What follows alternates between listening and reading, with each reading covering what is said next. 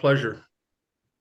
So I'm not sure how to make myself full on your screen, but before I get into the PowerPoint program, I wanted to thank everybody for the opportunity to speak to your club. Originally, I was supposed to come up and do this in person, and I enjoyed doing things in person because it gives me a chance to interact with everybody, which I have more fun than you guys do. Let's be frank. So if you don't like it tonight and I suck, it's Bob's fault. If you love it and I'm good, it's Liz's fault. So I wanted to share with you my approach to photography. So we want to look at anything a speaker does, including myself, within the context of where it's coming from. So I'm going to share with you my ideas, my philosophies, and just the way I approach photography, and specifically for you guys, photography in the Everglades. So if you hear my grandson in the background, I got a grandson with us tonight, but I want to read to you something. This is the book I co-authored with Beth Ruggiero. But I want to read to you what I put in the front as the invitation. Everglades National Park, and the Everglades in general, is a land of subtleties. The river of grass does not have the magnificent vistas of the Grand Canyon or the wonder of Yellowstone's Old Faithful or the magnificent waterfalls of the Great Smoky Mountains. What this land lacks in grandiosity, it makes up for with an understated beauty and a rarity like none other in North America. This is a land of endangered plants and animals, a land where alligators and crocodiles coexist, a land that does not reveal herself to just anyone, but the patient and the mindful are rewarded with a breathtaking sunrise and sunsets, birds beyond compare, and a drama that can only be found in an Everglades summer. So that's my invitation to you guys in the Everglades. And you're going to see some of these photos I'm going to show you that you can't see the Everglades from the road. And again, in the context of this, I've shot for newspapers, and so has Bob. And when we do that, we're shooting with an idea for it. The photo is the photo, and you get the best photo you could possibly get. But my approach to the Everglades, my approach to my art is different. So I'm going to hope to share that with you. So I'm going to share the screen, and I love interaction. Liz has promised to help moderate this. So if you have a question, or if I gloss over something that you want more clarification on, by all means, please raise your hand, throw something, yell, interrupt me. I operate best like that because sometimes I don't know when to shut up. So having said that, I'm going to share my screen and get the program up and running. Did I click share? Whoop. There we go. Oh, crap. See, this is why Max wanted to do this early, so as I didn't run into trouble with what I was doing here. All right, so that's that. Now we want to go full screen, slideshow from the beginning. And what you're going to see, what we're going to talk about is my approach to photographing the Everglades. And I heard, I think it was Max mentioned the Florida Camera Club conference. I'm speaking at that again this year. I'll be doing 3 or 4 talks and then a handful of workshops. So what you're getting from me, and if I cough, forgive me, I'm getting over a cold. What you're getting from me in this is you're my guinea pigs to practicing one of the talks I'm going to do. And the title is The Everglades, America's Wetlands. And so you'll be seeing, if you come to the conference and attend it again, you'll be seeing this or a variation of it. All right. In the Everglades, we have habitats, hardwood hammock, pine rocklands, freshwater marl prairies, freshwater slough, cypress, coastal lowlands, and mangroves and marine estuarian water. And so these are all the habitats, the 8 habitats that take up the Everglades. And I'm not just referring to Everglades National Park in this. This is the Everglades wetlands, the greater Everglades ecosystem, which we'll see here. So this is where it starts. The headwaters are up in Orlando and Kissimmee. We're actually in Kissimmee at Shingle Creek. And so this was the past of the historic flow right down through the whatever that chain of lakes is there, the Kissimmee chain of lakes, Kissimmee River, right down to Lake Okeechobee, on and through. So you can see the Everglades isn't just the south end of Florida, it starts up north. And the white boundary there is the South Florida Water Management District's area and the greater Everglades ecosystem. So you don't have to come all the way down to me, which I'd love to share that my portion of the Everglades with you, but you could photograph it up there. And that's where you'll find more of the hammocks and you'll find more of the sloughs and the wetlands and things like that in and around the rivers around Lake Okeechobee. All right, this is still part of the Everglades ecosystem. And what was I going to show you about this one? But just showing you, I think the intent of this was to show you how it goes coast to coast, starting up in the Kissimmee area. So we're not just a small segment in South Florida. So equipment, excuse me, equipment and the environment. We are a unique environment, a unique habitat to shoot in, and it does require some good, some equipment. I discussed a little bit in the book, but up north they say cotton kills. South Florida, even up there where you guys are, Florida, in the summertime, cotton cools. It gets wet, it evaporates, and it cools. So we approach the environment different down here than they will in other places. But for us, people stay out of the Everglades for some reasons, and the reasons are the heat and the mosquitoes, but those are some of the best times to actually be out.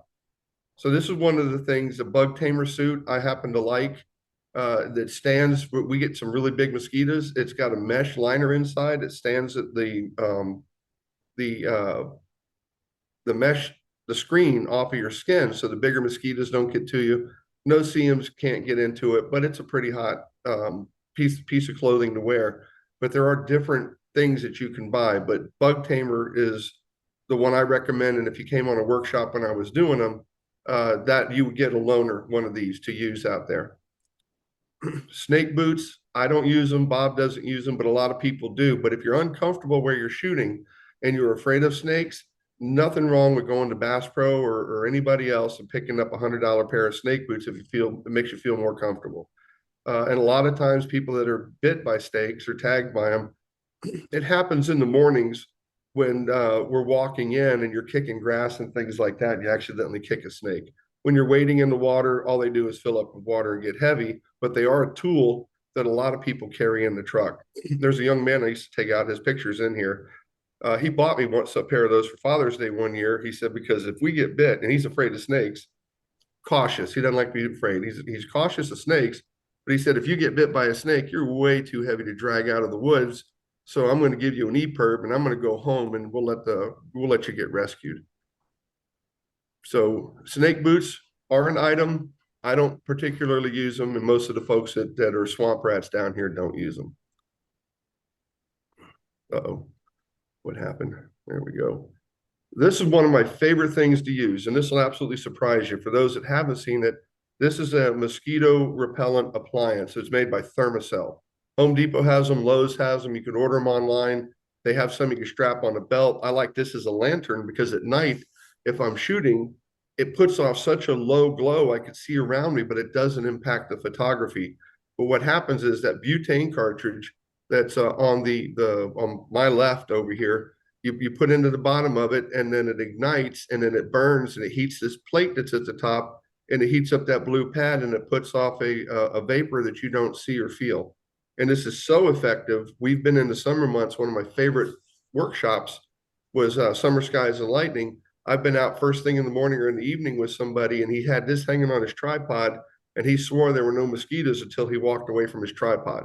So it covers about a 15-foot area. So if you like to shoot in a group, if everybody has one of these, you overlap and the mosquitoes will absolutely leave you alone. And for those that don't have them, Richardson's probably got one or two we can show you. Patricia too. When I say Richardson, it's synonymous with Miss Patricia. Hey, Robert, you did get a question Oh, I'm on, sorry. Shoot. Jerry, you can chime in and ask it, but he was wondering where you could find the map that you had that showed where the additional watershed areas are. Yeah, you showed a couple of maps, and I just wonder if you, at some point, could share Just do a search for Greater Everglades ecosystem, and you'll get all kinds of maps that come up.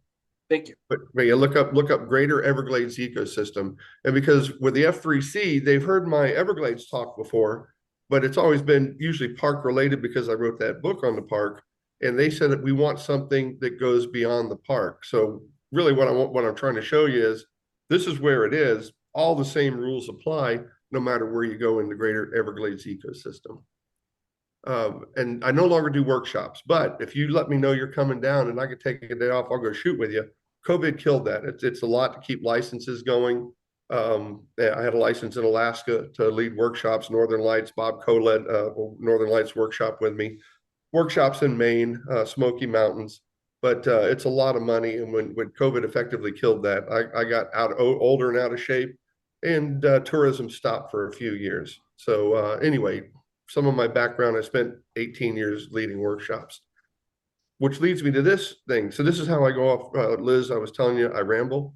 This is one of those times where flashlights is a key element into what we do in the Everglades or anywhere that you go, because you're usually in before the sunrise and you're usually out after sunset, or you shoot at night. And I have a night photography talk I do, which I'm doing at the F3C.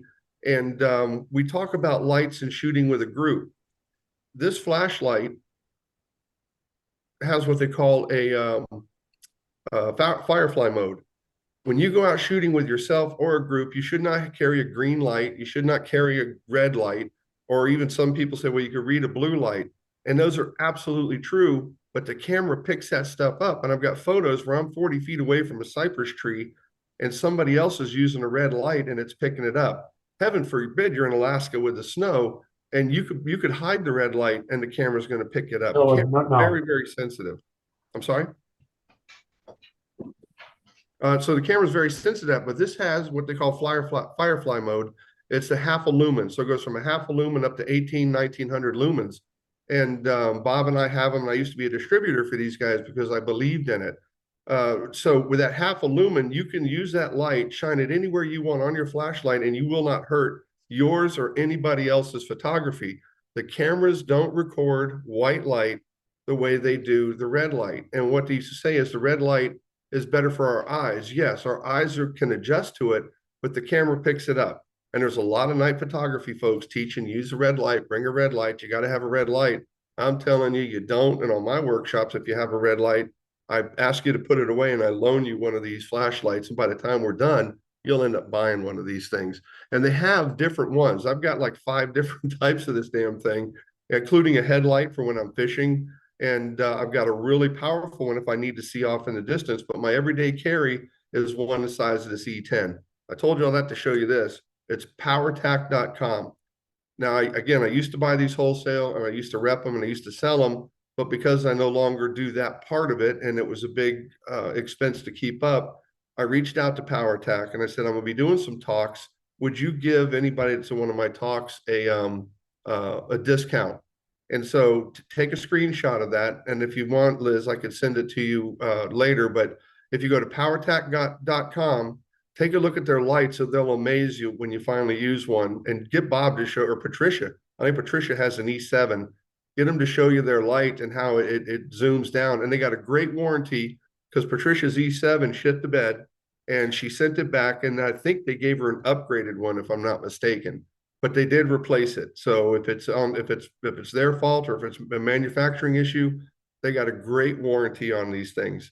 But if you use the discount code when you over 30, you'll get 30% off anything they have in their stores. So it's something to look at and something to think about for your night photography or early morning photography, especially if you're shooting with somebody. And I do believe animals with their rods and their cones that are different than ours pick up the red lights and the other things more than they do the white light. The white light don't affect them as much as the other, including strobes. And we've even heard Ron McGill, who's going to be doing a keynote talk over at the F3C, talk about how flash photography does not affect an animal at all. And if you don't know Ron McGill, he is the past director of Zoo Miami. Really great speaker, really great personality. Go to the Everglades, you want to have a compass in your pocket. Just because you don't know if your GPS is going to work or not going to work, if you get into deep cover in some of the hammocks, record the direction your road is going, east, west. And if you go into the south, you turn around and go north. It's really simple to use. You're not doing any land navigation. You just don't want to get lost. And people get lost in the Everglades, and they get lost not far from their vehicles. And this is an EPIRB. So because I go out there a lot by myself, now that you guys stole Bob from me, my wife wants me to carry one of these. It's an emergency personal beacon. I could push a button and it's a subscription service and I can get picked up. But I could also, if I learn how to use it correctly, send my wife a text saying I'm running late, but I'm okay. But it's a great tool to have if you're going to do a lot of stuff by yourself or a group where somebody could potentially get injured. And Fakahatchee Strand, this guy was within a quarter of a mile of a dirt road and the main road in Fakahatchee. He became a heat casualty, couldn't go any farther. He pushed the button on his EPIRB, his emergency, the SOS button on it, and a helicopter came and flew him out of there. So he was within a quarter of a mile of two roads, and he just became overwhelmed with the heat of the summer, not enough water, even though he's standing in it, and needed help. So you don't have to go as far as you think. You know, some people say, well, I'm only going to be close to the road 100 yards. But if you fall in a hole and you break a leg, you don't want to have to crawl back to the road. You hit this thing, you're paying for a service, somebody will come and get you. So this is, if you do a lot of shooting by yourself or do a lot of going into the woods or even canoeing or kayaking, it's a great tool to have in the Everglades, probably anywhere in the world. So those are the tools that we use for kind of, let's call them tools of the trade for photographing in the Everglades. Now we're going to move into the actual photography, the reason most of you guys, I think, showed up.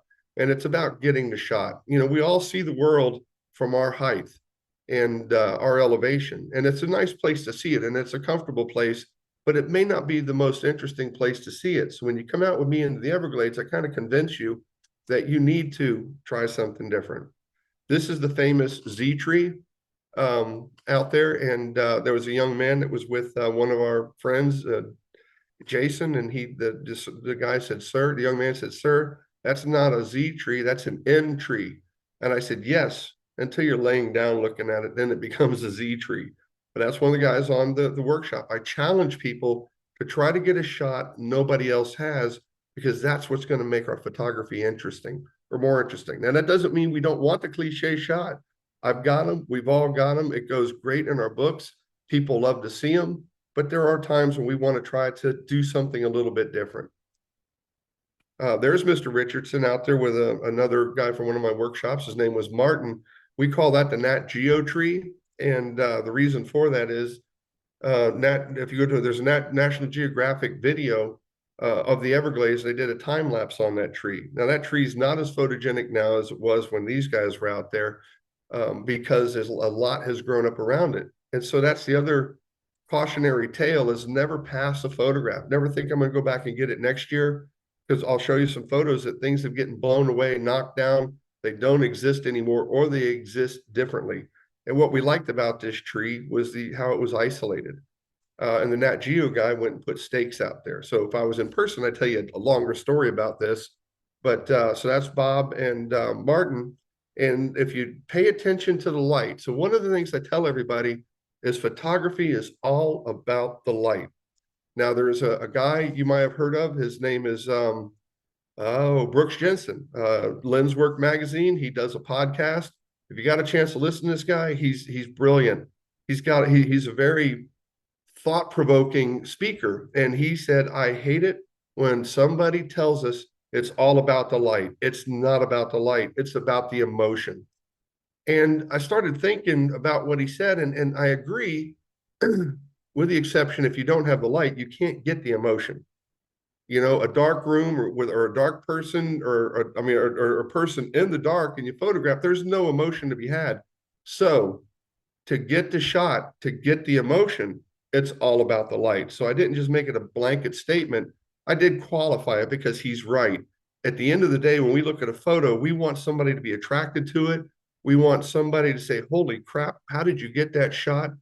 And that, I think that's the dynamic portion of our photography, is that impact. But you need the light, and we'll get into some of that as we go a little farther along. But notice that these two guys have their back to the sun. So technically they've got that in really good light. And you can see off in the distance, we had a storm. And when I'm standing up on the road, they had walked in about 100 yards. I was able to get the drama of that storm, the contrast with that sun going down. So it's about a 4 or 5 o'clock shot in the summer. So when you're looking at things, you got to get into it. You got to get close to it, because the shots they got, you could not get if you're shooting from the road. Friend of mine, Steven, we're in Fakahatchee Strand looking for the ghost orchid. I see the ghost orchid from the road, and you probably will never see the ghost orchid unless you know some knucklehead who's willing to take you out there and show you. So you got to get wet. And that's the guy that bought the snake boots for me, by the way. But you're not going to see what you want to see or what you're trying to get unless you're in the swamp. And everybody's seen Clyde Butcher, belly button deep with his big camera in there. And there's a reason why you have to get into it. And, you get wetlands and things around Kissimmee River and swamps up at that direction. And I would imagine you guys got some pretty cool stuff around the St. Johns River too. But get wet, take a different angle on it and get something that nobody else has. So this is Jerry again. Question. It looks like he's carrying a metal tripod.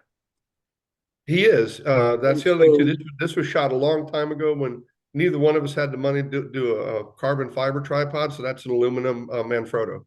So would you recommend carbon fiber now if you're going to get wet? So that's aluminum. It really didn't hurt it. I think he still has that one. I have carbon fiber, and one of the things you have to watch out for, and if I ever see me with one of my tripods, you stick it down into the mud, you get it settled in because we're shooting low light, low aperture, or small aperture for depth of field at times. I pulled it up and it pulled the freaking legs off of the bottom. So I went to Home Depot and got white caps that you would put on the bottom of a chair and Gorilla glued them on. So I don't think it matters too much. I'm carbon fiber because the aluminum gets heavy, and the older I get, the less I like to carry heavy things.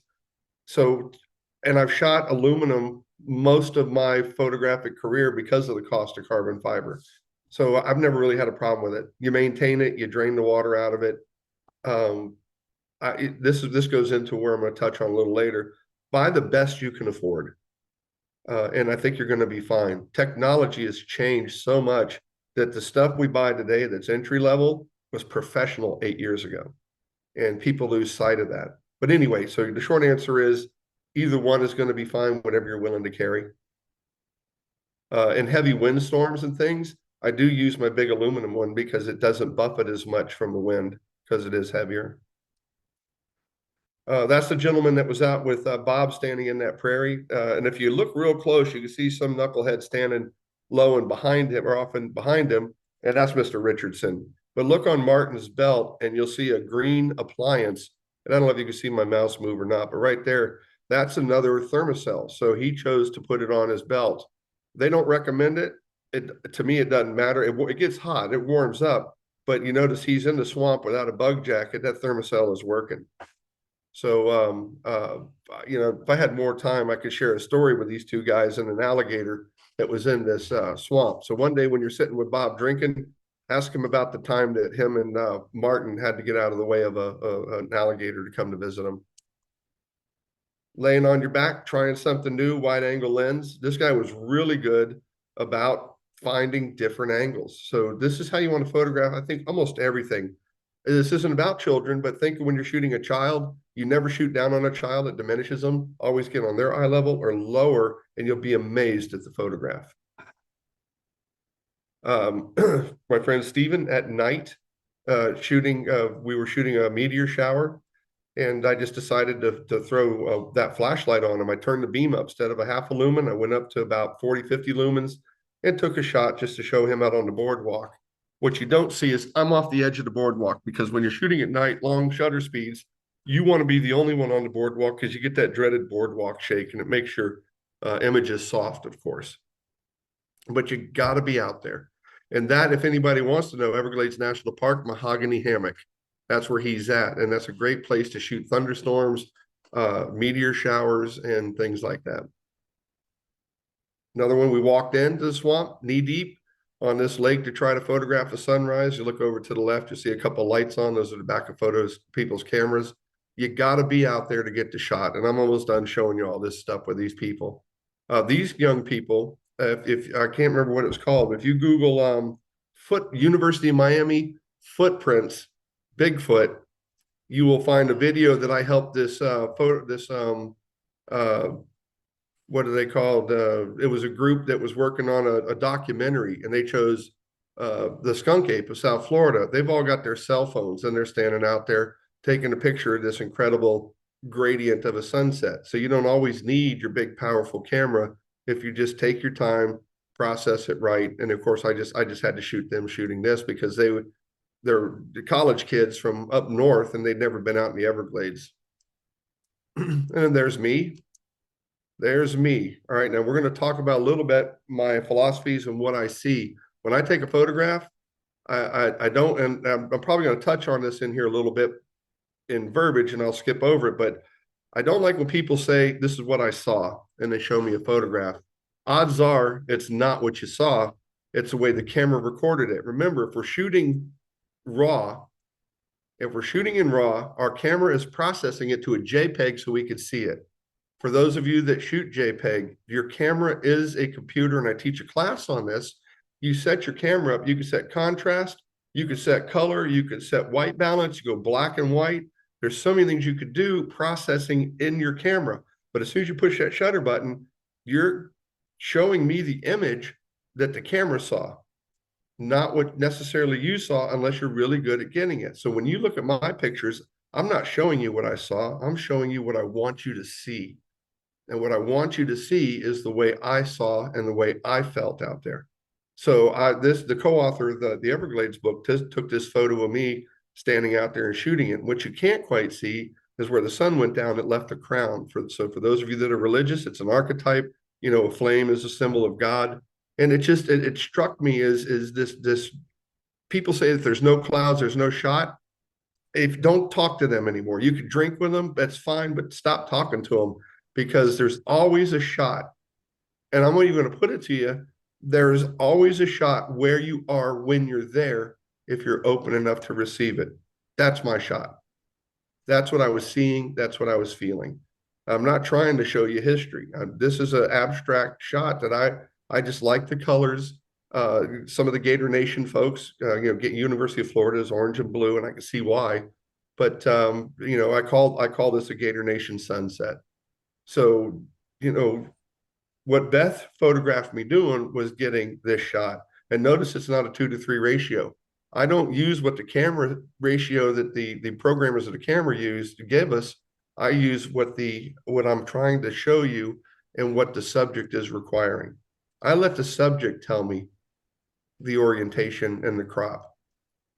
All right, so here's when we were on a workshop. See the alligator out there, see the God's rays. Now this is me just taking a real quick shot, no adjustment to it. And that gentleman set up, these other folks set up next to him. That's what I saw.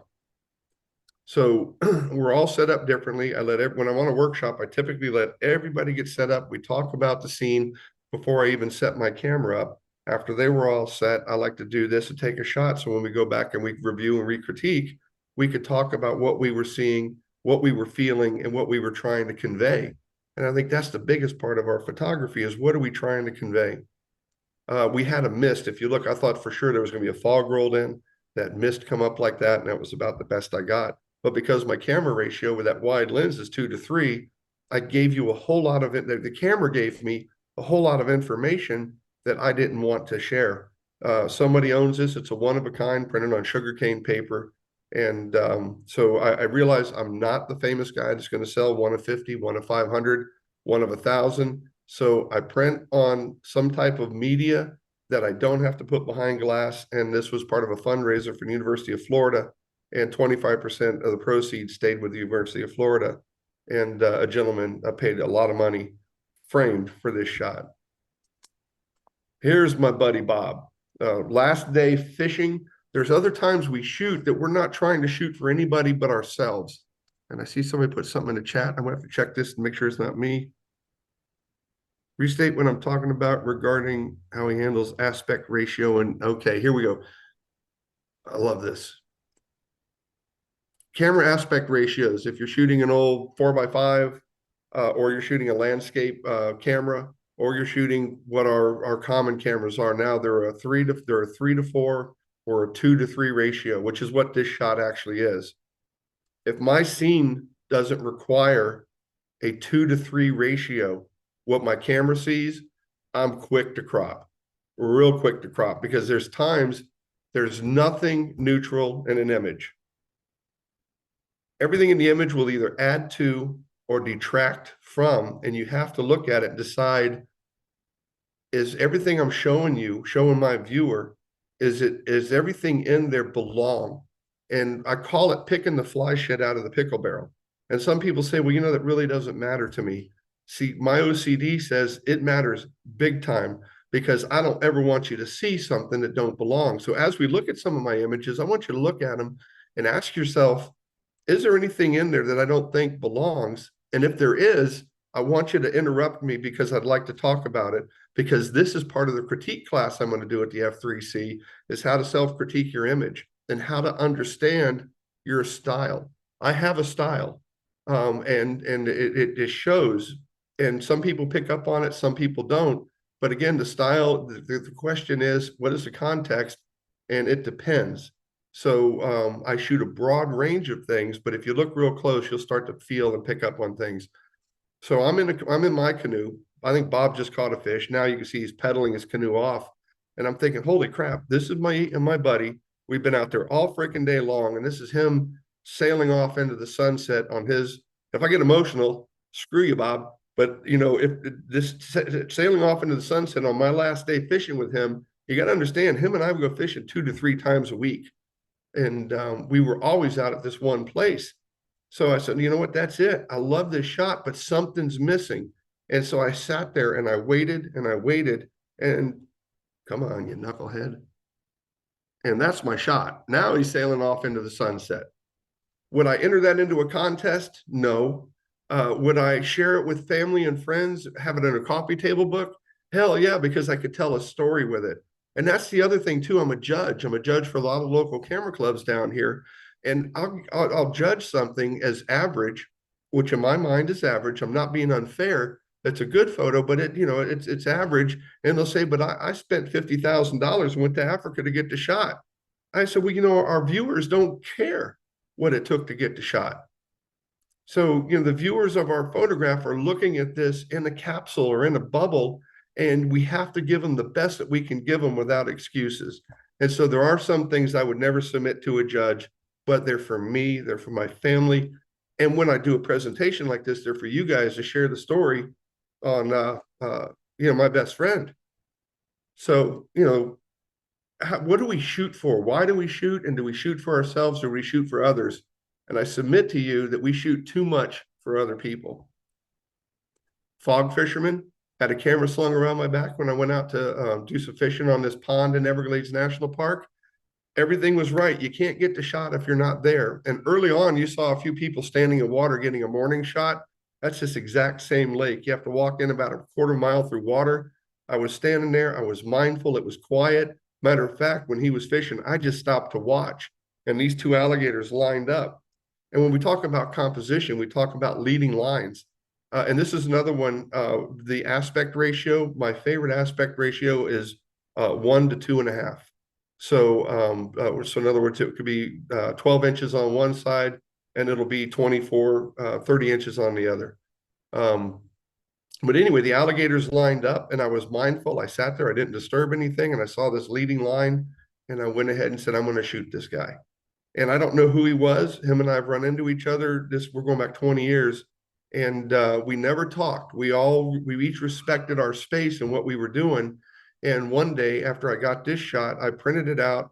I stuck it under the windshield of his truck and said, it's a pleasure fishing with you. Never heard from him again. But he got something special that I saw. And I shot it because I wanted to show somebody the Everglades, but I also wanted to share it with him. Water moccasin, that's actually in my book. I use it to tell the story, and notice the depth of field in it. I'm a huge, huge fan of shallow depth of field. I don't believe we have to show our viewer everything, but I shot this standing far enough back in a place called Double Dome that Bob's walked and Patricia's been in Everglades National Park with a 180 millimeter macro lens. I squatted down a little bit to try to get on his eye level, and I stayed safely back, and I focused on his eye and his head, and then I took that shot. Some folks say, well, there's not enough depth of field. This is where judging and critiquing falls short in my mind, because I wasn't going for great depth of field. So I said, you kind of nailed it. In my processing now, I processed this years ago and I processed it for the book. I might have actually vignetted it a little bit more and toned down the corners to really try to pull you in on his head. So my processing style has changed over the years too. And I use Photoshop. I do not use Lightroom, and only because I grew up in the film days on Photoshop before it was anything but Photoshop. But anyway, shallow depth of field, you don't have to show everybody everything. I don't need to show everybody the entire iceberg for them to know there's an iceberg. Another one, we were working on a project in Everglades National Park. If you'd have told me there was coyotes in the park, I'd have never believed you. This rainy day, we were volunteering, and me and a lady, a friend of mine, friend of Bob's and Trish's and our Sue, we got rained out on our volunteer project. So we're driving down the road and we saw this coyote. So they have a project that they're trying to photograph as many of the biodiversity project is what it was called. And some folks, Bob and Patricia may have been a part of it, but we photograph things. So this is a been there, done that photo, but it's a been there, done that photo that I took a little bit farther. I waited for him to turn, I waited for him to open his mouth, and I waited for him to lick his lips. So I've got 30 shots of him, but this is the shot that's been there, done that, but there's a different expression on his face that nobody else will ever get with a coyote. And that's kind of my target when I do this. I'm trying to get something that somebody wants to emulate, but odds are they'll never get. And I think that's a cool way to approach it. But this is not one I'd enter into a contest. And it's downloaded and the Park Service has it. We reported the coyote in the park. And as much time as I've spent out there, and you ask anybody else who spent time in the Everglades, we've never heard a coyote howl out there, and they're there. And we happened to catch it because the floodwaters were high, it was raining, and he walked up towards the side of the road. So you got to look for the things. You actually have to be in the Everglades. That's what I was saying in the invitation. She's only going to show you what she thinks you're worthy of seeing, and that comes through patience and mindfulness. That one lake I was standing in, I was fishing. I had a camera over my shoulder. This little alligator popped up next to me. I knelt down and I photographed him. Again, look, shallow depth of field, but notice the crop. The ratio on my camera is 2:3, but I would have shown you too much out of focus grass at the top, too much out of focus grass at the bottom. So what I did is I put his eye right in the middle, the most sensitive focusing square, and got the shot, knowing it was I think I had my 70-200 f2.8, knowing I'm going to get shallow depth of field, but I don't care if the grass is tack sharp. The grass isn't the subject. The grass supports it. And then when I talk about when we do our composition class, composition, I said there's nothing more important than your subject, and there's nothing more important than your background. You could have a great subject, shitty background, no shot. Great background, bad subject, no shot. They have to work together. It's a unified whole. High key, talk about working with light. Am I doing good on time? Yeah. Yep, you've got plenty of time. Awesome. Because I tend to run over, but high key. So this is one of those times I heard somebody very famous. I'm with Scott Kelby. He's done in one of his things. Said you go out, you shoot the golden hour. It gets to 8:30. You run back into Cracker Barrel and get pancakes. I'm telling you, restrictions are the antithesis of creativity. This shot, this high key butterfly orchid with that ant, it's titled "The Orchid and the Ant," and the screen with you guys on is cover my signature. If you see a signature on it, somebody owns it. And it was shot on my knees in the water on a butterfly orchid. And I positioned this as like a 1 o'clock, 2 o'clock in the afternoon, worst light you could possibly be in. But I got down low. I actually think that was my 180 macro. And that's why, and f3.5, so the depth of field is shallow. And I put a cloud in the background. Now, the camera is going to try to give me middle gray when I do that. And if you're not paying attention, you're going to blow something out. If you're going to blow something out or have really dramatic shadows, make it look like you did it on purpose. So on this one, I knew I'm going to do high key. I got down, put that beautiful white cloud in the background. I exposed for the butterfly orchid and the ant, and I took the shot knowing I'm going to finish that statement in Photoshop. I designed this in my mind before I put the camera to my eye and before I took the shot. And the ant is walking back and forth up this orchid, and I've got a bunch of different shots as I'm testing my exposure and things like that. But when he went to the end and he turned around and went back, he hesitated, and I took the shot. And I'm a big fan of tripods and monopods, but if you're shooting right and you understand your camera, that was handheld in the swamp, and I had to get off the road to do it. You're never going to get that shot from the road. And I challenge anybody to get that shot at all. So it's one of those, I want people to see my art and say, holy crap, especially if it's a photographer, how in the hell did he do that? And if somebody is not a photographer, I want them to say, man, I really like that. It speaks to me, and purchase it. So that's printed on sugarcane paper. No, it's printed on canvas and sugarcane paper. So I have a couple of different owners of that. But the idea is it's hot. It's 2 o'clock in the afternoon. Some people say there's no shot this time of day. There is always that perfect shot where you are when you're there if your mind is open for it. How many of you know what the ghost orchid looks like? All right, so we have a ghost orchid. This ghost orchid will never be photographed again. I photographed it 1 year, went back the next year around 4th of July, saw it as a bud. I know as a bud, if I go back a week later, I'm going to get the bloom. I went back 5 days later and it was gone. Somebody scraped it off a tree. I was pissed. I got back to Miami. I called Fakahatchee Strand. I was looking for Mike Owen. The Orchid Thief is a good book, by the way. Mike Owen's in it, but it's fiction, but it's based in the Fakahatchee, and it gives a lot of good history out there. Anyway, I called his office, and the young lady said, Mike, it was around 4th of July. Mike's on vacation. Can I help you? And I said, yeah. I saw an orchid last week. I was going to photograph yesterday, and I went out and it was gone. And she says, sir, when was the last day you saw it? And I said, I was out there last Saturday and I saw it. She goes, it was gone on Sunday. They watch these things. They got cameras out there. They knew it was gone. They never caught the person that did it. What I wanted to do, though, to show you, and this one's printed on canvas, and I have a copy of this in my house. If you look at it's a leafless epiphyte. So if you take away the stem and the orchid, that's only there for 1 to 2 weeks out of the year. Other than that, it's just this root ball. And we would go looking for these things when it was dry and when it was cold, like in March. And you look for this leafless epiphyte on a tree. And if you look real close, you can see little white dashes on the thing. That identifies it as a ghost. Ribbon orchids are like this, and there might be another leafless epiphyte. But if it's got those little dashes, you found a ghost orchid. You need to mark it, don't tell anybody, and go back and look for it in the summer. Only blooms in the summer. It's the hottest part of the year when you have to be worthy to walk in there. And I've almost become, especially as I get older, a heat casualty on more than one occasion.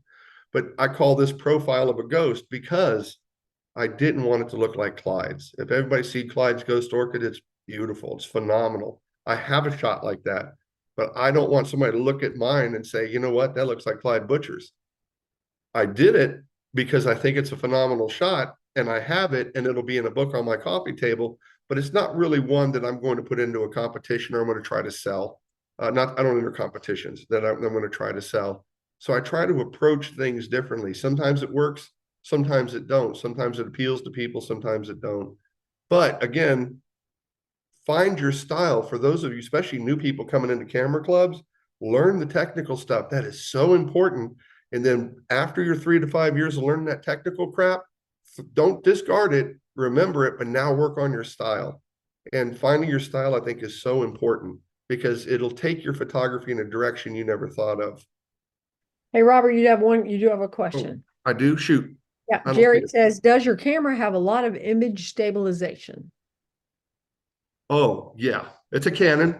I'm a firm believer in tripods. Matter of fact, one of the classes I'm doing over at Creative Exposure at the F3C, I put in my description, tripod required. And a lot of people are getting older and don't want to carry a tripod, or they're too heavy, or they don't have enough. And so they made me put in there tripods are optional. So now I'm going to try to teach people how to shoot handheld. But really, the older we get, the shakier we are. You want a tripod. All those shots you're seeing, most of those shots, but except the ant and the orchid, are on a tripod. So I have that stabilization, and I also use image stabilization. So I think on the Sonys and Nikons, it might be in camera. I don't know. On mine, it's in the lens, and my image stabilization is always turned on. Absolutely. And here's the other thing to understand too. When you understand the techno part of your camera, when I'm out there, and you can't tell that, but it's very dark in there, I'm not cranking my ISO up. Just because I can doesn't mean I'm going to, because some of my stuff is printed really large. And if you look at my screen, you'll see actually you'll see an owl, a crow chasing an owl. That's 24 by 60. And so I do print really large, and I don't want the pixels. And I know that there's software that'll deal with it. But if I can get it right first, the best I can, I will finish it in Photoshop. So I'm a huge proponent of tripods. But the older I get, the more hypocritical I get. But if you can, and I think that happens to all of us, I don't know, but if you can, but you Nikon, whoever's shooting Nikon, you can go up to 4 billion ISO and it doesn't get grainy. My Canon stuff, I hesitate to go over 400, but I also know, and this is the other key, is I know what I'm shooting for. I know what my potential is.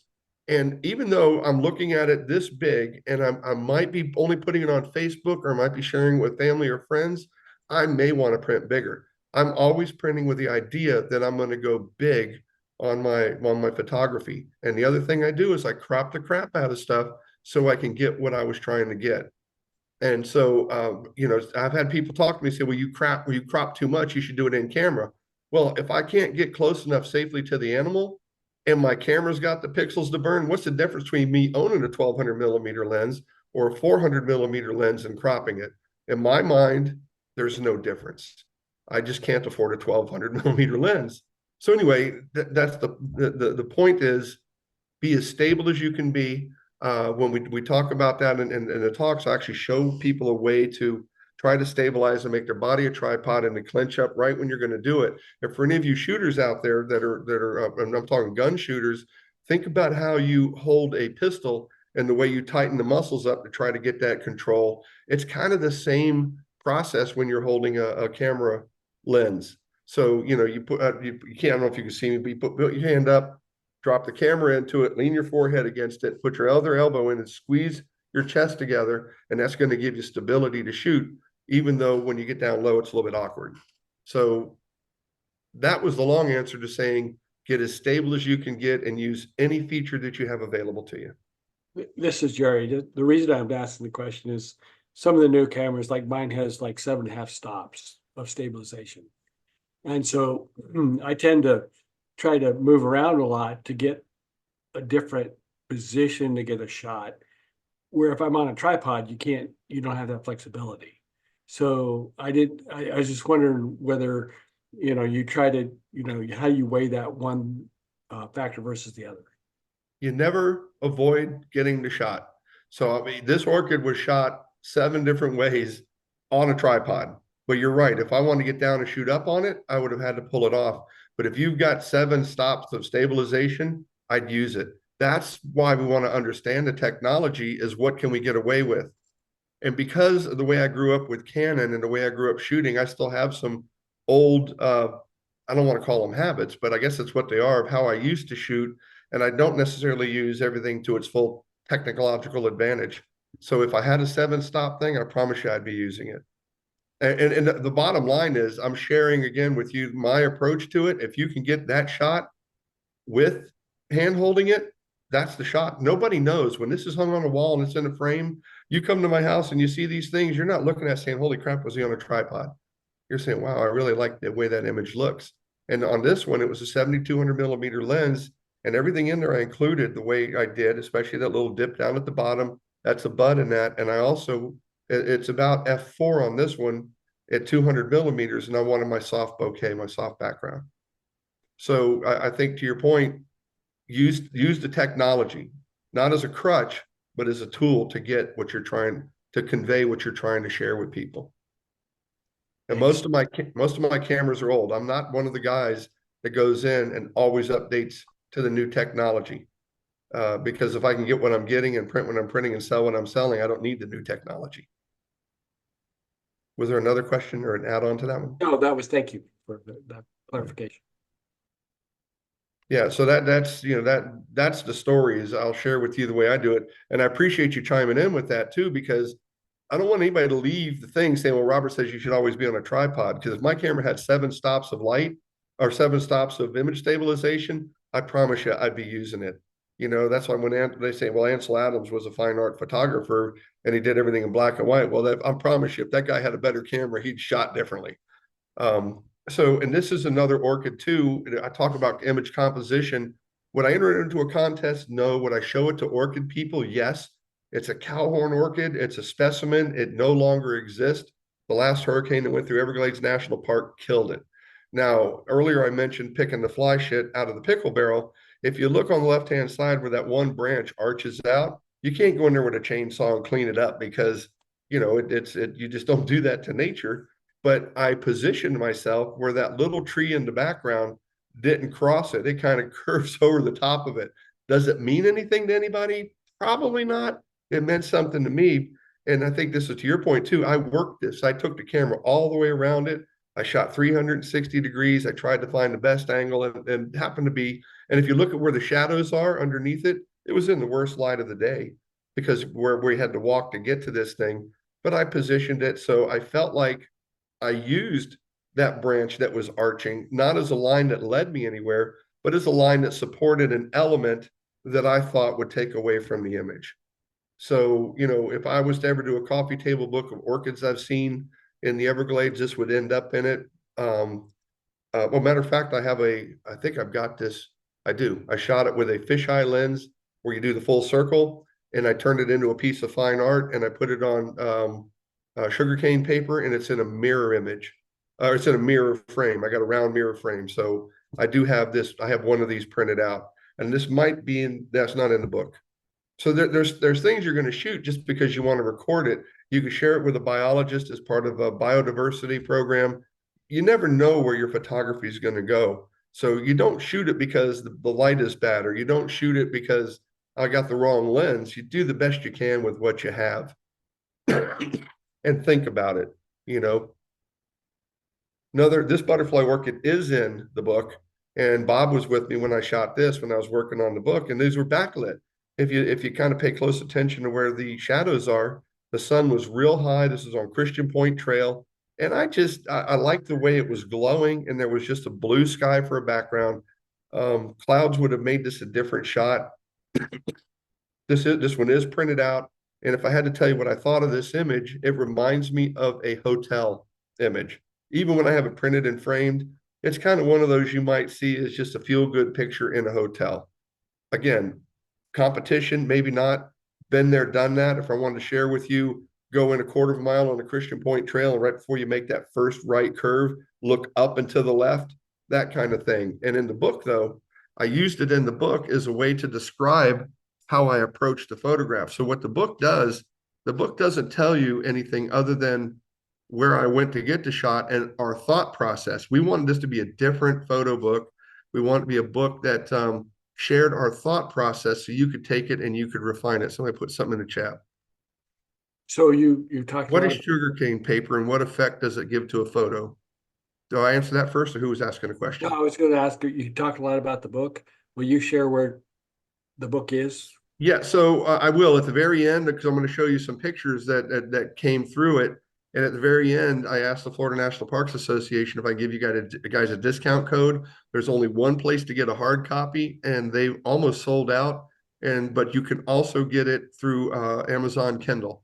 I put it online in Kindle, but if you want a hard copy, they bought out the rest of my stock because it sold pretty well in the parks out there. Sugarcane paper. I print on hemp, University of Florida, TREC, Tropical Research and Education. And I used to do, I have done in the past fundraisers for them. I didn't do it this past year because I was out of town. Hemp, bamboo, sugarcane, which is called bagasse, and canvas and Belgian linen, anything like that I will use because I could put a lacquer on it and I could display it without glass. I don't want glass between my viewer and the image. And when I'm doing it for TREC, because they do hemp research, I'll put it on hemp paper so that it kind of ties into what TREC does. And a lot of the biologists and people, they'll buy some of the smaller stuff that's printed on hemp. But I like finding different things. Now, I was doing, and sugarcane paper is harder and harder to find now. You could probably only get it from Hahnemühle. And but if you think about the little bit of controversy, the juxtaposition of sugarcane farmers and how they're supposedly detrimental to the Everglades, that's that. I had somebody once tell me, as soon as you put the Everglades images on sugarcane paper, now it became art. And I'm thinking, well, that's curious, you know. So you add something that's controversial into it, but it opens the door for discussion. My mind, sugarcane farmers do not hurt the Everglades. And I'm an Everglades guy. I love the Everglades. I'm born and raised in Miami. I've been going out there since I can drive. They use the sugarcane farmers. As soon as you make somebody a bad guy, my awareness goes up, and I'm like, why? Well, what they want is they want sugarcane farmers' land. They try to say sugarcane farmers can back pump. Florida Water Management District, South Florida, do not allow them to back pump to Lake Okeechobee. They don't have the technology to do it or the equipment to do it. They fertilize. Yes, they fertilize, but so do a lot of other people, but they're using a different fertilizer. And so, but what they want, and that one area where Bob and I was fishing, that is called flow equalization basin. That was 2,000 acres of sugarcane farm, and some of the best bass fishery you're going to find down south. But what they need the sugarcane farmers' land for is to use it to filter out the sediment or to pick up the flow and get the flow moving south to Everglades National Park. Well, I wish people would just say that. And I've only heard one governor, and if you look, sugarcane farmers are not north of Lake Okeechobee. And when the folks are talking about what goes out of the Port St. Lucie River or thing, and the one on the other side, and how it's polluted and the blue-green algae and all that crap, they point to sugarcane farmers. There is no sugarcane farm north of Lake Okeechobee, and only Ron DeSantis is the one that said we have to deal with this problem north of the lake. But nobody wants to take on the cattle farmers, and I don't blame them. I love a good piece of beef as much as anybody, but pollution is coming from up north. Now, my trade, I see these diatribes I get off on. My trade, I'm a plumbing contractor. Think of it this way: you have a house with a toilet. You flush the toilet goes to a septic tank. Septic tank holds the stuff, and then from there it goes into a drain field. Drain field filters it out so the water becomes somewhat potable, but you can use it to irrigate. North of the Lake Okeechobee is your toilet. Lake Okeechobee is the septic tank. They need a drain field to filter all that stuff out. Here's what happens to drain field. If you don't maintain it and you don't check the other stuff, they become what we call supercharged. And if your house ever has a drain field that's been supercharged, what do? They dig it out. They put a new drain field in. You can't do that in the Everglades, so I need another 2,000 acres of sugarcane farm. You never hear the people in Louisiana, Hawaii, Puerto Rico, or these other places complaining about how bad the sugarcane farmers are. That's why I use sugarcane paper, because it's that little bit of controversy that gets people to think. But the main reason then I moved to hemp because of Trek and bamboo, and the tag is on bamboo. I thought I was going to do it on sugarcane, but I thought the Park Service would frown on that. So I used a renewable resource, and bamboo is a renewable resource. And you print them on your own, Robert? Like you have on your own? I do. I have my own printers at the office. And so I'm getting away from this part a little bit, but photography became real for me when I had control. I was shooting with film. I was not a professional, and I couldn't get the pros that were developing my images to do what I wanted to do. Photography became digital. I could buy a printer. I could learn Photoshop, and photography became real for me when that happened about 18, 20 years ago. And I haven't turned back since. So I no longer do workshops, but now I'm shooting for myself. I'm working on a project, a few projects, and another book and things like that. But I do my own printing because of, and this might tie into this, I'm a little OCD. I got to have control. And if I have control, I really I could really pick at it and pick at it and pick at it till it's the best I can get. And I don't assume anything's perfect, but I get it the best I can get. And I have friends that help me do that too, that know my feelings are not going to get hurt, and they're not going to tell me it doesn't matter how you got the shot. This really sucks, or the coloring is off, or this and that. And Richardson and I have had this conversation. So I appreciate a good, honest critique. And a good, honest critique doesn't start with I like it or I don't like it. So this is what I'm seeing. This is what I'm feeling. So anyway, there is a question in the chat about the paper, the sugarcane paper, and maybe how does that affect the image quality in the print, or how do the different papers really what do they bring to the print versus one versus the other? Okay, they're not as glossy, but I could spray a gloss lacquer on it. But I like things matte, so maybe they're a little more subdued, but I have some really contrasty stuff. There's textured and untextured papers, and I think it brings, if you've ever printed on cotton rag, I could even probably use a Barita, which a Barita might have a little more gloss to it. But if you've ever printed on a cotton rag, most of these hemp and other things are probably 20% cotton rag too. for me, it brings a different feel, a different aesthetic, and I'm not worried about glare anymore. I'm not worried about something separating the viewer of my art from the art like a piece of glass. And there's something to me hard and cold about glass. So again, these are my idiosyncrasies. That doesn't mean it's not a good photo and it's behind glass. And Clyde Butcher puts his stuff behind glass because it needs to be protected. And every one of mine is sealed with a UV resistant sealer. But what it brings to the picture, I don't know.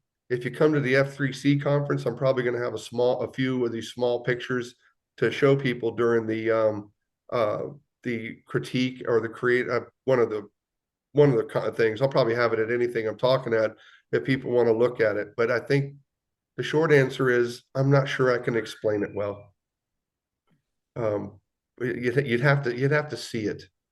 But if I had all these big pictures I have in this room that you can't see and I had them behind glass, there would be a hell of an echo in here too, because it's a hard surface. And I don't like hard surfaces. So if that means anything or helps. This one's in the book. That's good, thanks. Okay, and this one's in the book too. This was at a lake that we do some fishing on, Sissel Pond. This talk in the book that nature doesn't give you what you hope to get. And I'm pretty sure you guys might up there at the right time of year. We get Sahara dust flying over us. The Sahara sands, they reach out, come right across from the Sahara Desert, across the Atlantic, over us and out to Texas. And looking west, we had one of those real bad Sahara dust things. And I found this snag and I positioned myself with a 7200 millimeter lens.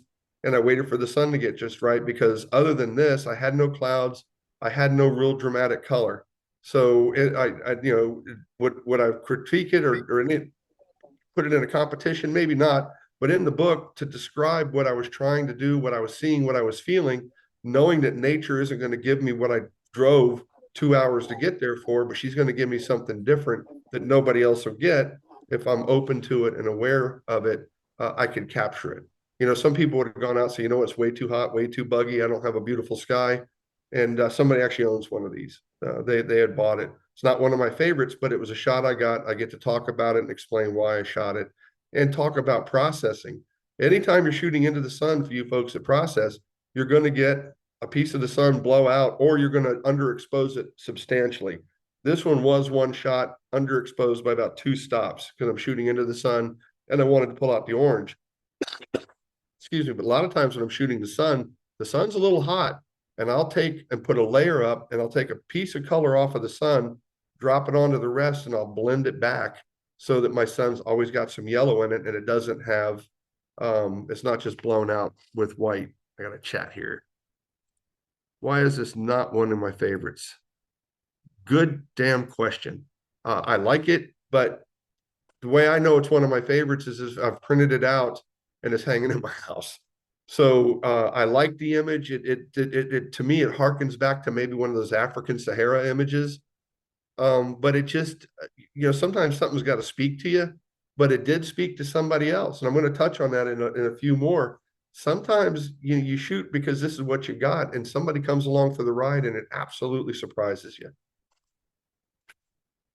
If that makes sense. And a lot of stuff, I don't know that I'm going to have a good answer for you a lot of times, or if it's going to make a lot of damn sense, but it's the way I'm feeling and what I'm trying to do. And I don't like every shot that I've taken. And some of the shots that I know are aesthetically sound and they're strong have sold, even though I might not have called it my favorite. But it's still something I like. I mean, I wouldn't be showing you if I didn't like it a little bit. Another motion, shallow depth of field. We were on a workshop. This is Everglades National Park at Shark Valley. And Shark Valley is in the book, but only for the bird part down the one side because it's a morning bird spot. You get the light over you. Everybody got tired of waiting for birds to do something and to be active. I sat down on the ground, opened my tripod up, my 400 2.8 lens between my legs for 30 minutes until this bird decides he's going to come down, crash into the water, grab a catfish and turn around to fly back up. And this is one of those grip it and rip it's. And I'm just holding onto the shutter while he's doing his turnaround and stuff. And I really like this because I don't like to freeze motion. So the catfish is frozen. His eye is tack sharp, which is super important, but his wings have got some motion and some blur in it. And then of course the lily pads in the back when I do my composition talks, we talk about the anomaly. What the anomaly is, something that is in the image that is adding, it's not, to my mind, it's not detracting, but it's something that's different in the image that doesn't hurt the image. And so when it comes to bird and catfish, this could have been fine if I'd have lassoed those and I would have taken them out. But for me, it hides that corner a little bit, and it acts as a piece of interest in there. Because your eyes, when my images come up, look around a little bit and watch how your eyes go and how they're directed. And my eye goes all over this, and it always comes back to the catfish and the great blue heron's eye. Nobody will get this shot. It's a patience thing. While everybody's out running around, riding on the tram to see what they could see. And I get it. When you come on a workshop, you're really on vacation.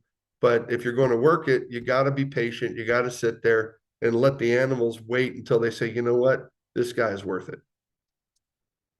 Another one we talk about, ever been to Ding Darling? Sun goes down in the west when you're shooting over that one side. That's a white phase, white morph, reddish egret. And I knew I was shooting into the sun. Nobody's even looking that way. So I exposed for the reddish egret, overexposed. So this is overexposed by about 3 stops, which would allow me to get the bird, but allowed that really bright reflective water in the back to blow out. But it didn't blow out completely. So I finished the idea in Photoshop. Now I'm going to share something else with you. When it's my art, it's my art, and I do it to get impact, and I do it for a feeling. Look at the bird and look at his wings. Oh, I didn't put that one in here. Oh, that's gonna piss me off. Or maybe it's somewhere else. Never mind. Disregard. What I've done with this image. Oh, and it's not in this one. It's in the creative talk. I've taken this and I've flipped it the other way, and then your eyes follow the wings in a different direction, and you'll like one more than the other. And most of the time, we like it when the flow, the leading line, leads us up, because up is a growth chart, down is a decline chart. So or decay. So this here, I like it this direction, but I like to show it the other way because you'll get people that actually like it better the other direction. But here I pick up on the eye, I go to the left wing, then I go right back up to the right wing that grows, and then I drop right back down to the head. But this was high key, so this is on purpose. So when you're shooting high key, you will always, I shouldn't say always, my experience has been, I've always had to finish that idea in Photoshop. But when somebody says you should never shoot into the sun, don't listen to them. The words never are the antithesis of creativity. And I'm going to say antithesis about 7 times because I struggle with it. And I love learning to know that I could finally say it right. Another bird flew across, a beautiful orange sunset before sunrise at Flamingo. I waited and I got multiple shots of him going by, but his wings are down. I like this one better. And I love the negative space on the other side. I'm a huge fan of figure and ground silhouettes because they actually print really well, and depending on the tones or colors in your house, it really makes things pop, especially when you hit it with light. Crow and the Owl, that's the one you saw up there. Nobody else will ever get this shot. I'm at Paheoki on the thing. I'm standing there wondering, how am I going to shoot this? If you look real close and pay close attention, the sun was on their tails. It was an evening, sun was going to go down. I was waiting to shoot a sunset over there. The owl came out and hooted, and this crow come out of nowhere and chased him around for about 10 minutes. Poor owl would land and he'd come back and chase around, and I'm standing there by 70 to 200, just gripping it and ripping it. Now, with the sun and the light, the crow's head was really dark and the owl's head was extremely dark. I had to finish that process in Photoshop, knowing I'm paying attention to the light. That's the number one thing I watch. I watch light, background, subject placement. And I knew that they were going to be backlit, but I also knew if I could keep my exposure right, which was about 1 stop under on my camera, if I keep my exposure right, I knew that I can use a blend mode, or I can use curves or levels to open up his face and open up the other darker areas enough. And I was able to do that on this. So this is one of my favorite shots because of the degree of difficulty, but because I also captured the birds interacting with each other. So, and you can tell the depth of field is shallow. I was f2.8, 70 to 200 because my grass is behind or shallow too, or, or out of focus. This guy here on the beach. So, greater Everglades ecosystem, this will carry you all the way out to Fort Myers Beach. Sunrise, was at Fort Myers Beach. It's one of those beaches over there that, is included in the ecosystem. And there were just a lot of birds flying around. I grabbed the camera, f2.8. Again, I'm shooting for speed. I'm shooting at ISO 100 as my go-to shutter speed. I'm sorry, go-to ISO. And if you notice, the white birds are out of focus because they're deeper, but the whatever these other guys were, they're tack sharp. And this is one of those that was handheld panning with the birds. When you talk about shooting birds in flight, and I've heard other guys talk about shooting birds, and if you see my little screenshot, this one guy, and Bob was with me, he says, you only have a window this wide to shoot the bird. It's here to here. It's not from this side, panning all the way to this side. I coil myself up. I do like I'm shooting sporting clays. If I know the birds are going to fly that direction, I'll wind myself this direction, and I'm taking shots and panning with the birds. And because I shoot slow shutter speed, and because I like motion, and because I like things out of focus, the right things out of focus, the rule for shooting a moving object is you shoot 1 over its speed. So if I'm, and I know I shoot 100, 200 ISO, this is a morning, I didn't want to go to 400 or 800. So you shoot 1 over their speed, which on this one, I think I was at probably 1/5 of a second. And that was a random guess. And you pan with the bird. And now the photographer that said, well, your window is here. I'm telling you, if you hold your arms out and the sun's behind you, it's going to cast a shadow both sides. And what's less interesting than flat light? You got to have side light. And again, these are my perceptions and the way I shoot. I really don't want dead flat light behind me. There's a time for it, and there's a place for it.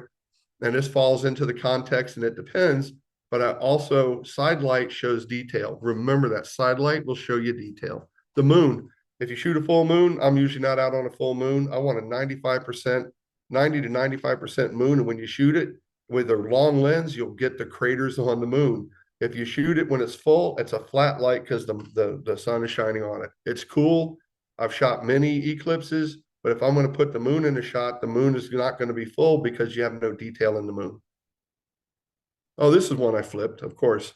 So this is flipping it the other way. I mean, do you have a preference? Just, I know you can't raise your hands to throw shit at me, but so that was the way it actually was. So they're flying left to right. We read right to left. Other nationalities may not. Hebrew is read a different way. So a lot of the directions and the flow of things is the way we read. That was the way it actually happened. I flipped it. I don't like that way, but it's got a different flow. Your eyes go a different direction.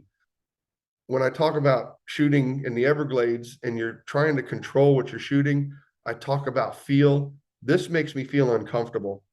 That one does not, for lack of a better way. And then 50-50, some people may like it, some people may not. Meteor shower, osprey nest, we were shooting one night. That tree is gone, hurricane killed it.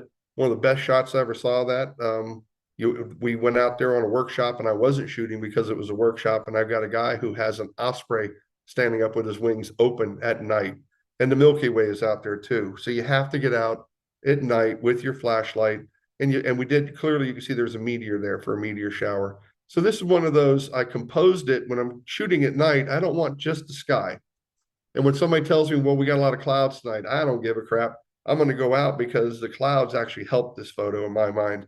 Is one I'd enter into a contest or print? Probably not, but I had a great time with friends, and I got a unique shot with a meteor shower and that osprey nest that nobody else will ever get because a storm tore it down. But I've seen much better photographs of this.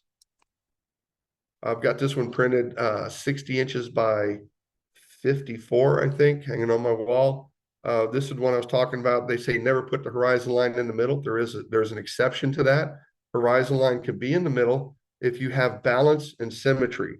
Now, I'm a huge fan of balance and symmetry. Now, I messed up the symmetry by the anomaly down at the bottom. So, type in the comments, does that anomaly bother anybody? Does it not belong? I like it. I included it on purpose. And of course, the sun where the sun's rays, does everybody know how to do that?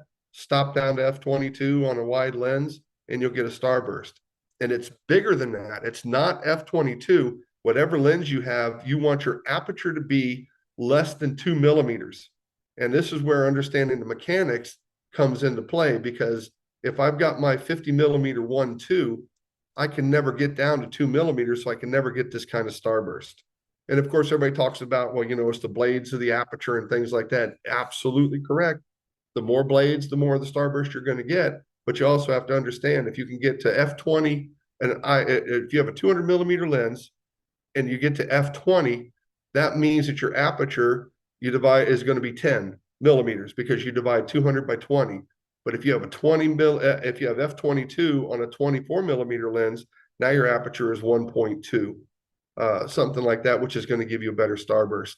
So when you're picking up your lens to make a decision, once you've learned the mechanics and understand how the lens works and understand the ratios, then and I picked the lens up knowing I'm going to get a starburst out of this shot right here. And I'm going to put that anomaly in the bottom. So I'm creating images as I'm unloading and unpacking my camera bag. This isn't just a guess at the time. And I position myself based on what I'm seeing for clouds and things like that. Here's one great depth of field. This was a 45 millimeter tilt shift lens. What I was trying to show everybody, we call this Daisy Dome in Everglades National Park. What I was trying to show everybody is how far back those daisies went. So you had to expose it, because the white of the trees will blow out if you're not careful. So I underexposed by 2 stops. I waited for cloud cover to give me an even light. I positioned that tree trunk falling down on the one side, and on the other side, I have the stump. Excuse me. I need a drink. I'm sure Bob's having rum.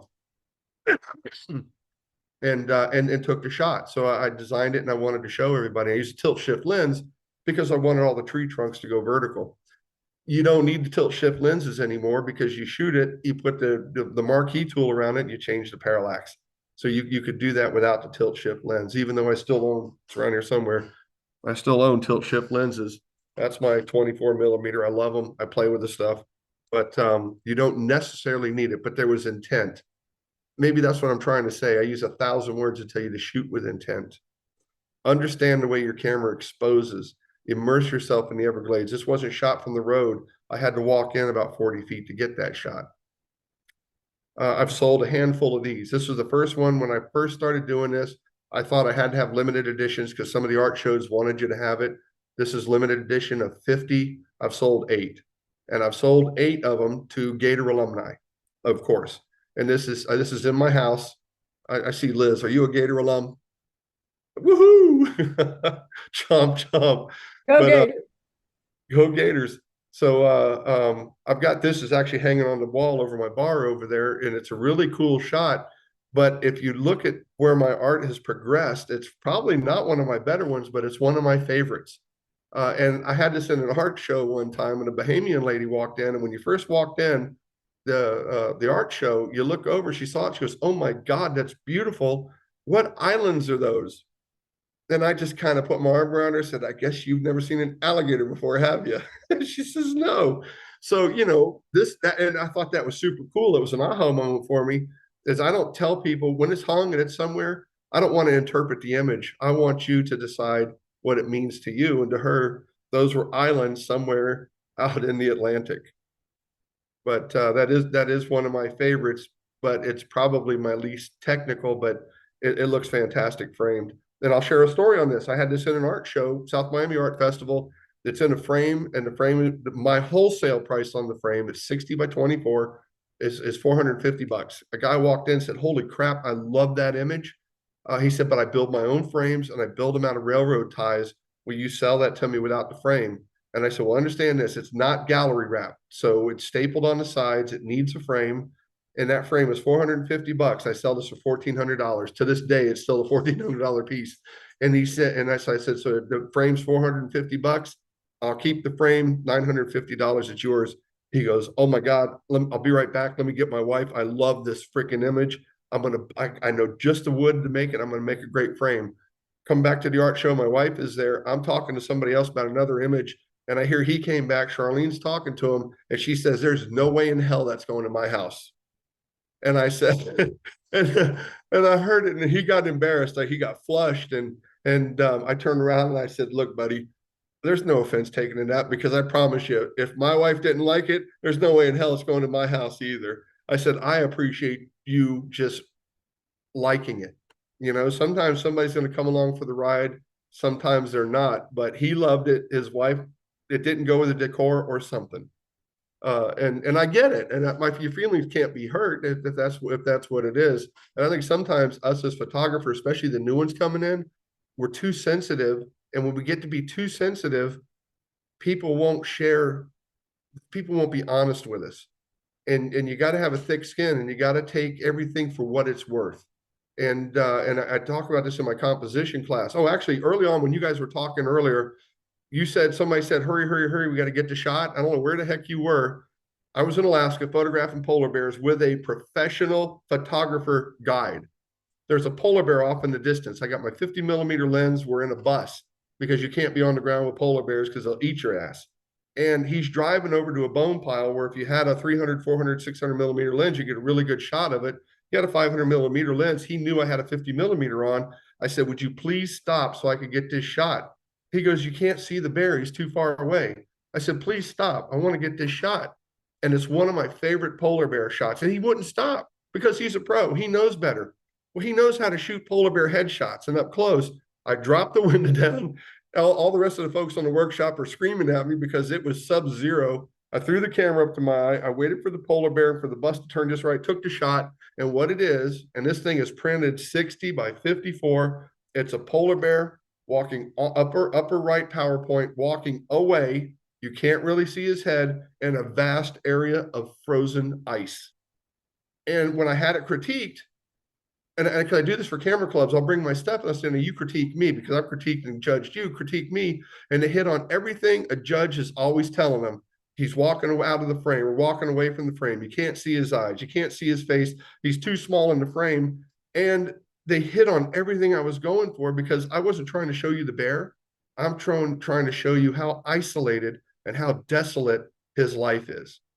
So people don't see the world the same, but when you're on a workshop, if you've got a good guide, he's going to listen to you. When you want him to stop, he's going to stop.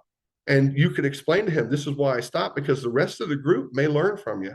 So that came to mind when you were talking about whoever it was saying, speed up, speed up, speed up, slow down, or whatever the hell it was, because that's true. We see things, we experience things, we know how we shoot. So anyway, Fakahatchee Strand, a little bit deeper. I was just trying to show the greens out there, the water out there. There was really not too much to shoot. This is where the ghost orchid lives. We were on a scouting trip. We didn't find any, but there was still, I felt something there. So I shot Hey, it. Robert, it's Liz. I'm giving you the 10-minute warning. Okay. Holy crap. Yeah, Oh, there. it's right there. 10 minutes. I just did that. Yeah. Okay. Thank you. All right. 10-minute warning. I'm going to go quick. Fakahatchee Strand. Oh, what did I do? I clicked out of it. Fakahatchee Strand, finding something to shoot. Like I said, there's always something wherever you're at. Find a way to pull something into and show off the greens, things like that. Ghost orchid. This is more to that crop. If my camera doesn't, or the lens, the sensor doesn't give me my crop it to where you want. If you notice, this is stylized. We're going to call this picture the day that Robert found filters in Photoshop. And I love it. And I've used them and I've printed these things because I want if I'm not shooting for the newspaper or I'm not shooting something that's editorial or for the project for the Everglades, I'm going to create. Loop Road. This is hanging in one of my bathrooms. People say, why do you hang pictures in the bathroom? Because everybody goes to the bathroom. So I love putting the stuff I really like in the bathroom. Another one, look at your feet. There was no sunrise this morning, but when I looked, these grasses were glowing. And I composed this, and this is hanging in my house. And it's huge, and it's a beautiful piece of art. But look how I've composed it. I'm split right down the middle with those two red-looking plants. One side, you've got one image. One side, you've got the other image. But when you put them together, you've got a complex image. And that's why I tell people, too, in the composition, it's what is there, and now what else is there. And so you want to learn to see the world differently. This is a triptych that I have out. Butterfly orchids. This is hanging in our hallway, and I put them together as a 3 thing to sell. Never did sell, but I love it. This is just another thing I have a hippie friend, and it was a full moon, and a full moon was going down when the sun was coming up, and you get that beautiful pastel colors. And I liked it, and I wanted to find something to do with it, so I took the shot, and then I played around with it in Photoshop. When it comes to my art, I'm an anything goes photographer. create for you because you never know. Now, I'll go real quick. I shot this. A lady saw it on my website. I shot it just because I was there and it was showing up. She saw it. She said, I saw this image. I'd like to buy it from you. This was a $1,250 image framed, and it's 24 by 36. And because her husband works all night long, sleeps all day, apparently Dr. Oz says you decorate your room so it's nighttime. She took this image, printed on canvas in a frame, and designed a color palette for her husband to sleep during the day around it. When we talk about composition, I tell you that that moon wasn't that big, and I teach you how to make it bigger. There's the book. So I shot that not knowing what I was going to do. When I was looking for a cover of the book, I come across that, and I made that the cover of the book because nobody else will get that shot, and everybody shot that Z tree. So it was a morning. I got the dew. I got the colors because of the sun and the fog.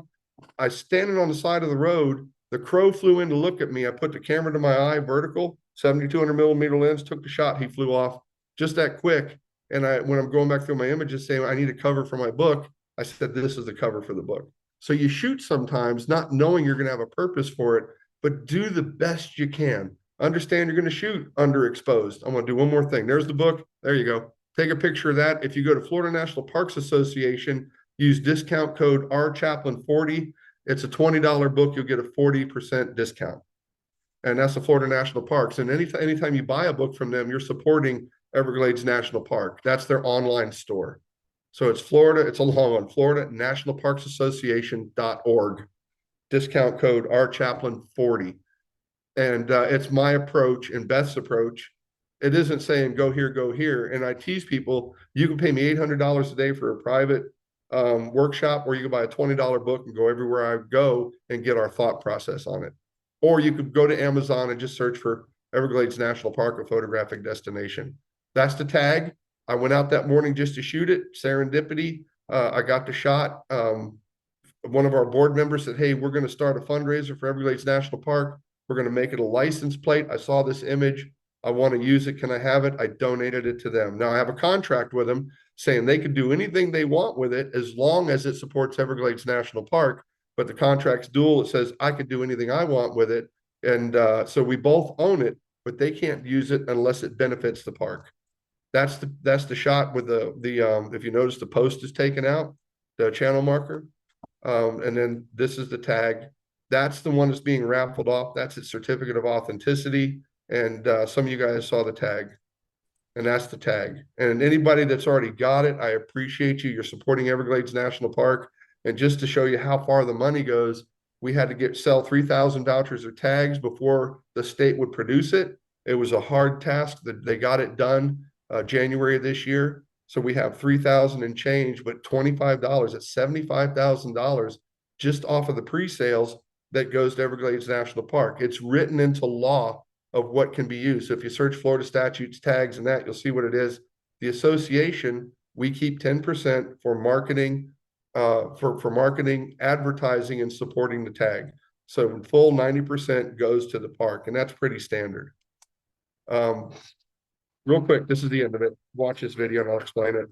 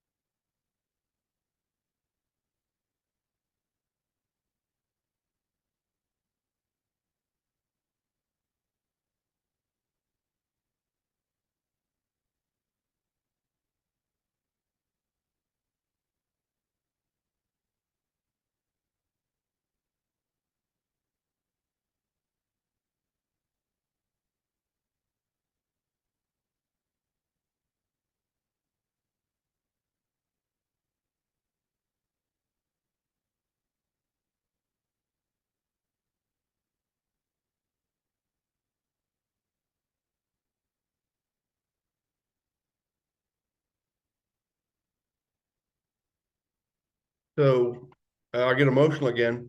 Captain Neely passed away last year.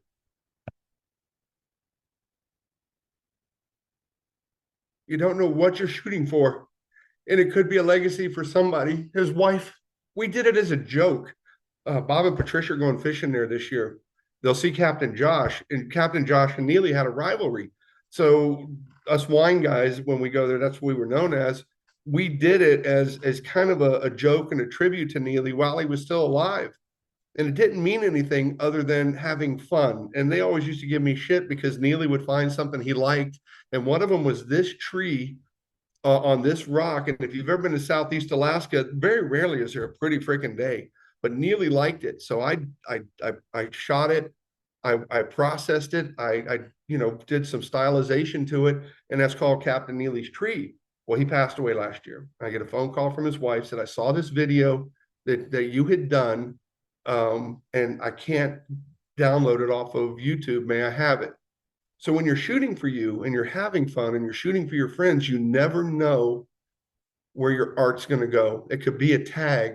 It could be in a book. It could be a tribute to somebody that nobody else will ever see or know about, but it'll mean something to a handful of people and it leaves a legacy. And I think that's kind of where we want our photography to go. It's got to be more to me than just stuff that dies on our computer. So anyway, I appreciate you guys. Florida National Park, that was something else. Here's my Everglades challenge, photo challenge. I did this for the other camera club. This year, go create 4 images in the Everglades.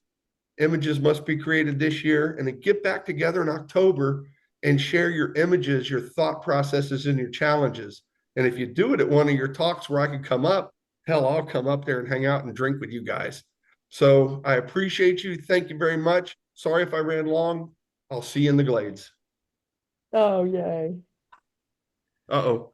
Somebody said something. What was the chat? Time's up. Thank you. Oh, okay. Yeah. Thank you, Robert. Excellent.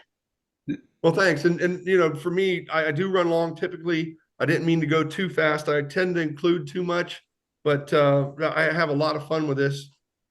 When especially the composition, these other talks where we start to delve into things when it's in person and it's one-on-one or not one-on-one in a group, because then I could really elaborate and show you things and talk about things. But photography is a wonderful medium. We get to an age, I think our creative side has to come out, and God didn't give some of us the gift of drawing or coloring or singing, but he says, here's a camera, what can you do? And I think that's where I'm at in my photographic career. So, Robert, thank you guys. I can't thank you enough for such an informative and entertaining evening for our members. Thank you, and you will hear from us again. And when you are in town, we will go drinking with you. Trust us. Okay. So here's the other thing. One more tale on Bob. We were in that fishing lodge last year, and I've got a bar in the. I'm in the Everglades room, and I got a bar in here, and I said I need to have unique Everglades specific. So Bob come up with a drink called a Gator Hole. So it is a Big Cypress rum. They have a distillery in Miami. Big Cypress rum and root beer with a splash of key lime in it. So Bob's a rum drinker. Ah. But yeah. So anyway, and you guys didn't see it most of the time because I was hiding it. But thanks again. No, thank you so much, Robert. And with this, I think we say good evening to all, and thank all of you members who joined us. And Robert has been very clear that he'd like to hear from you. So if you've got thoughts about what he showed, send an email to Liz, and she'll get it to Robert. All right. And if you ever make it down here, send me a note, because if I'm off, I'd love to share my Everglades with you. All right. Right. Thank you all, and good night. I'm gonna Good night, sign off everybody. now. Thank you. Thanks a lot, Thank you. Robert. Yep. My Bye-bye. pleasure, dude. Thank you.